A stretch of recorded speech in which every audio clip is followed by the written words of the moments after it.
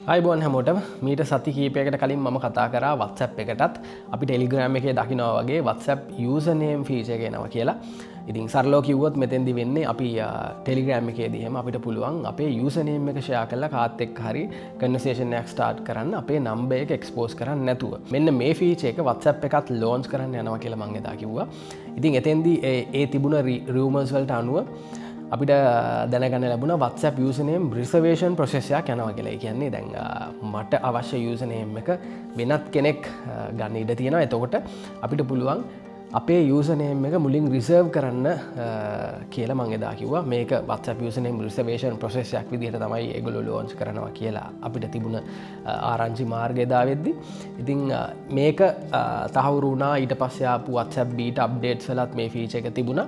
ඉතින් ඔය වීඩියෝ එක ගැන මම කතා කරද්දි එක තැනකදී මම කිව්වා මේ යූසර්නේම් ප්‍රොසෙස් එක ෆෙයා වෙන්න නම් ඒ කියන්නේ තවත් කෙනෙක් මේ වෙද්දි වෙන එයාගේ Facebook වේවා Instagram වේවා platform මේක use කරන යූසර්නේම් එකම අපිට ගන්න පුළුවන් නම් ඒක වෙන කෙනෙක් ගන්න කලින් එතන වටිනාකමක් තියෙයි. ඒ නිසා මම එදා කිව්වා අපි Facebook හෝ Instagram use කරන යූසර්නේම් එකට priority එකක් අපිට ලැබෙයි කියලා.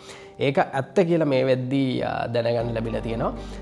අලුත් බීට අප්ඩේට්ස් වල සහ ලීක් වෙලා තියෙන රියුමර්ස් වල හැටියට අපිට ආරංචි වෙන විදිහට අපේ Facebook හෝ Instagram යූසර්නේම් එක ඔයාට මුලින්ම රිසර්ව් කර ගැනීම හැකියාවක් තියෙනවා අනිත් අයට කලින්. ඒ කියන්නේ ඔයාගේ account center එක Facebook එකේ අපි දන්නවා account center කියන එක. ඒ account center එකේ තියෙන accounts වල තියෙන යූසර්නේම් එකක් ඔයාට claim කරගන්න අවස්ථාව තියෙනවා අනිත් කෙනෙක්ට කලින්. ඉතින් ඔන්න ඔතෙන්දී මම දැන් ආයෙත් තව දෙයක් කියන්නම්. මම හිතන විදිහට මේක ඔයා ඇඩ්මින් කරන pages වල තියෙන යූසර්නේම් වාට ක්ලේම් කරන්න දෙන එකක් නැතිවෙයි. හැබැයි අපිට හිතන්න පුළුවන් අපේ Facebook ප්‍රොෆයිල් එක හෝ Instagram account එක. මෙන්න මේ දෙකේ යූසර්නේම් එක අපිට WhatsApp එකේ මේ යූසර්නේම් රිසර්වේෂන් ප්‍රොසෙස් එක පටන් ගත්තාම අනිත් අයට කලින් අපේ යූසර්නේම් එක සිකියුර් කරගන්න හොඳ අවස්ථාවක් කියලා. ඉතින් එතකොට ඔයා දැන් කරන්න ඕනේ ඔයා මේ වෙද්දි ඔයාගේ Facebook account එකේ යූසර්නේම් එකක් සෙට් කරලා නැත්නම් දැම්මම ගිහිල්ලා ඒකට ඔයා කැමති යූසර්නේම් එකක් සෙට් කරන්න.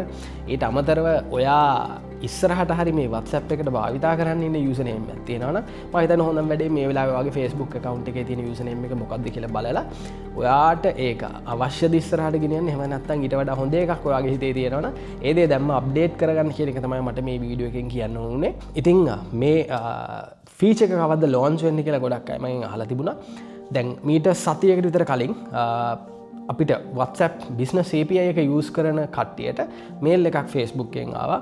2026 ජූනි වෙන්න කලින් ඒ WhatsApp business API එකට අදාළ යම් කිසි changes වගේක් අපි භාවිතා කරන අපේ applications වල සහ තාක්ෂණික පැත්තේ instructions ටිකක් අපිට එවලා තිබ්බා. ඉතින් ඒ කියන්නේ අනිවාර්යයෙන්ම ඒගොල්ලෝ 2026 ජුනි වෙද්දි මේ ෆීචර් එක අනිවාර්යෙන් හැමෝටම roll out කරලා ඉවර වෙයි.